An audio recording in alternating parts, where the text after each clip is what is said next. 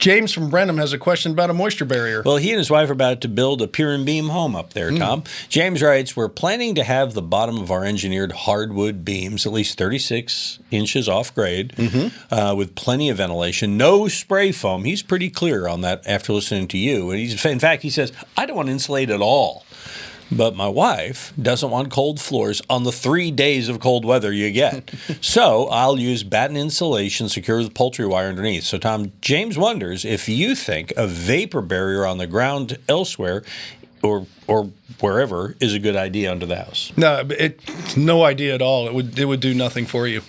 In some parts of the country where you have crawl spaces that are actually lower than the outside grade, not in the Houston area, then they start putting plastics down and stuff like that. But yours is up high enough. 32 is your starting point at the bottom of your beams. Anything below 32 should be pressure treated. That'll control your termites.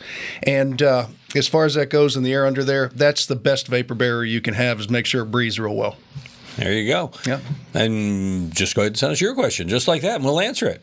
And it'll breathe real well. Use the Ask Tom form on HomeShowRadio.com right there on the homepage, and we'll answer it like these videos over here. Subscribe to our channel, and you'll earn our eternal appreciation.